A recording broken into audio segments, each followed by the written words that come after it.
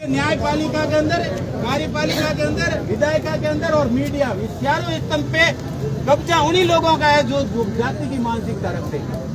जो जाति की मानसिकता रखते हैं उन लोगों का चारों स्तंभ पे कब्जा है। इसलिए आप लोगों से मेरा निवेदन है कि आज चंद्रशेखर युवा नेता है, हमारे देश के अंदर एक उभरती हुई ताकत है, वो एक सितारा है।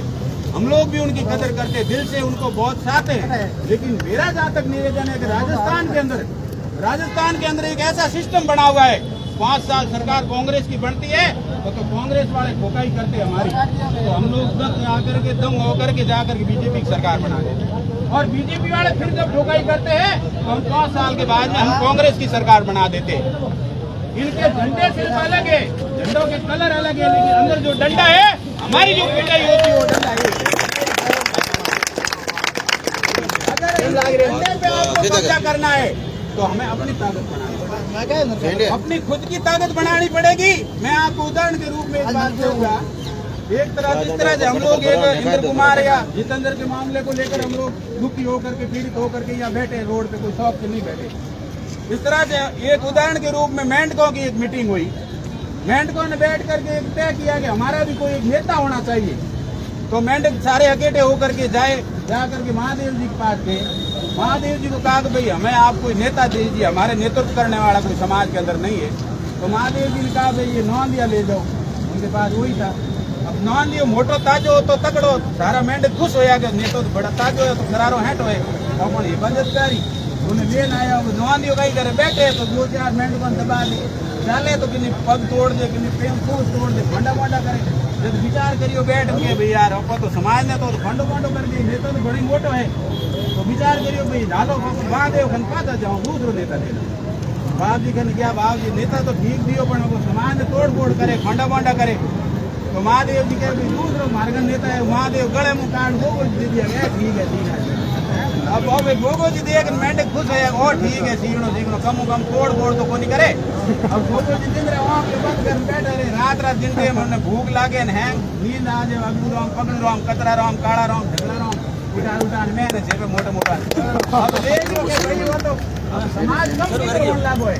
विचार करियो का अपन गिनती कम करी, गिनती लोग कम की करो, भीड़ कम होए भीड़ कम की करो लागी तो कोई झरों से आज बात रात रुकल देखियो क्या तो भाई पहले देवता है फंड फंड करता देखा तो नेता हम दे गठल कब करे समाज ने खत्म कर दे। महादेव जी का पास क्या बात नहीं करोगे तो बात नहीं पहले तोड़ फोड़ करता समुदाय चिपकावे। महादेव जी कहे भाई ये बड़ा नेता धोरो भलो एडो इसकारी अरे अंदर में कोई नेता तैयार करो तो सारी सुरक्षा करेगा। तो आप लोगों और मारो निवेदन है कि यहाँ चंद्रशेखर साहब जो जुड़ी उड़ा है डायरेक्ट जगह लोगों को निवेदन है विशेष रूप से। हाँ घटना तो आज नहीं, कल पहले जितेंद्र और पहले इंद्र कुमार वाले और आगे भी होला, क्योंकि जब तक आप लोग एक प्लेटफॉर्म में नहीं आओ, आप या तो अपने नेताओं को मजबूर करो जो SC/ST का सर्टिफिकेट लगा के लोग जाते, उनके घरों को घेरो, उनको पहले घेरो कि आप क्यों नहीं बोलते, क्या मजबूरी है। अगर आज प्रेस कॉन्फ्रेंस कहते हैं ना कि हमारे दिलों में अत्याचार अगर बंद नहीं किया 24 घंटों के अंदर अशोक गहलोत की सरकार गिर सकती है, लेकिन उनकी हिम्मत नहीं है। उनको डर है कि हमारा टिकट काट देंगे, हमें मंत्री से हटा देंगे। आज अगर समाज के बीच में जिस तरह से ये श्यार स्तंभ चलते उस तरह से हमारे समाज में भी श्यार कायर है। सबसे पहले संत बैठा ऊपर, वो स्वर्ग और नरक की बात करते, तंदुरा बजाते, भजन गाते, कबीर के बाद में, रविदास के बाद में, संत तुकाराम के बाद में, या ये जो संत हुए क्रांतिकारी उनके बाद में, जो आजादी के बाद में जो साधु हुए, वो बड़े बड़े मंडलेश्वर, बड़े बड़े पद और बड़े बड़े मठ उन्होंने जरूर बना दिए। ये कहा जी साधु जिंदा कैसे बीच में आए बीकानेर से चल करके, आज सारे अगर साधु आ जाते तो समाज तो पहले नंबर पे साधु बैठे वो कब्जा करके स्वर्ग की बात करते, मरने के बाद में हम स्वर्ग में जाते हैं। किसी ने नहीं देखा आज तक, कोई फोटो व्हाट्सएप पे नहीं भेजा है कि इतना सेक्टर में है हमारा मकान, इतने माँ बाप इतने लोग मरे, किसी स्वर्ग का कोई फोटो भेजा, कोई नेट में कोई भेजा नक्शा। लेकिन हम लोग मरने के बाद में जो बात को मानते, ये सबसे बड़ी हमारी मूर्खता है।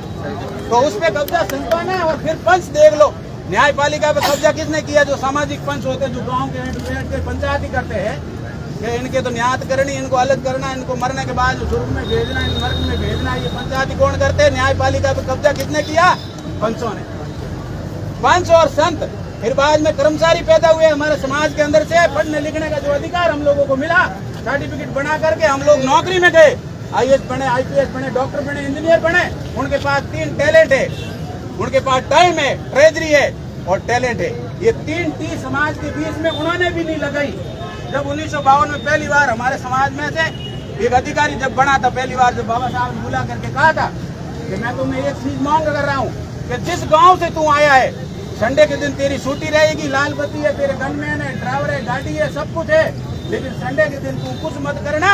तू सिर्फ जिस गांव से आया उस गांव में जा करके वापिस आना, गाड़ी घुमा करके। लाल बत्ती वाली गाड़ी अगर जाएगी गांव में तो बाकी की जो माओ देखेगी कि इसका बेटा अगर इसने दुख दे करके IAS बनाया लाल बत्ती वाला, तो मैं भी मेरे बेटे को पढ़ाऊंगी।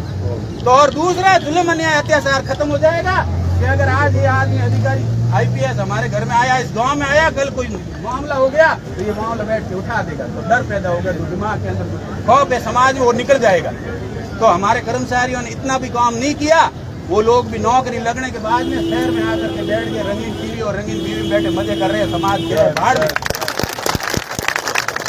तो चौथे नंबर पर हमारे नेता आते जो छुट भैया थोड़ा पैर के लंबा लंबा, जब मौसम आता है ना मेंढक बोलते डरो डरो, जब चुनाव आते तो नेता भी हमारे बीच में आते और वो जाति का नाम का पट्टा लेकर के आते हैं और उस जाति के नाम के टिकट लेकर के आते हैं। हम लोग भी खुश होते हैं कि हमारे समाज का है।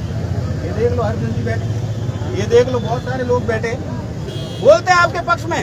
हम लोग जब आते हैं तो उनके साथ पैरा के स्वागत कर देते हैं। लेकिन आज कोई फोन उठा लेना, अभी ये गौरलाल नाम करके गोविंद जी को फोन किया तो उस बेचारे को मुकदमा ठोका।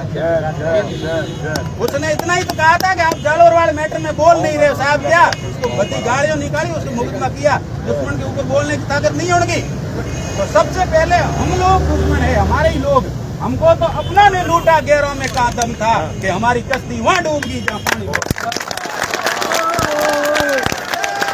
हमारे कोई दुश्मन और नहीं है, हम जिनको दुश्मन मान रहे हैं वो नहीं है। सबसे पहले जो समाज का माल खाते हैं वो समाज के बीच में नहीं बोलते। आज अशोक जी के पास गृह विभाग है, हमारे सारे के सारे SC ST के 60 से ऊपर विधायक जीत के जाते हैं, एक भी क्यों नहीं बोलता अशोक गहलोत साहब आपके पास गृह विभाग है, पुलिस हमारे साथ गलत व्यवहार क्यों कर रही है। और अभी यहाँ ड्यूटी जो लगाई है ना वो भी SC ST वाले लोगों की लगाई, सस्पेंड होंगे।